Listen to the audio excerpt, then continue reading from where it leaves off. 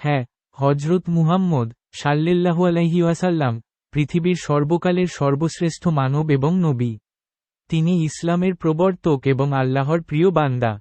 তিনি ছিলেন একমাত্র মানুষ যে কখনো মিথ্যা কথা বলেননি। হজরত মুহাম্মদ সাল্লাল্লাহু আলাইহি ওয়াসাল্লাম এর জীবনী। ১. তিনি শৈশব থেকেই চিন্তাশীল ছিলেন। ২. তিনি সমাজ ও মানুষের বিভিন্ন বিষয় দুঃখ, কষ্ট, ক্লেশ নিয়ে চিন্তা করতেন। ৩. তিনি তার চাচা আবু তালিবের সাথে বেশ কয়েকটি বাণিজ্যিক যাত্রায় গিয়েছিলেন।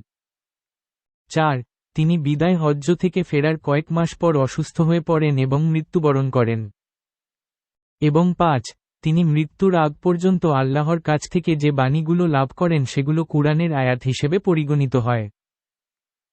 হজরত মুহাম্মদ সাল্লাল্লাহু আলাইহি ওয়াসাল্লাম এর মৃত্যুর পরে আরব উপদ্বীপের অধিকাংশ অঞ্চলে ইসলাম প্রতিষ্ঠিত হয়।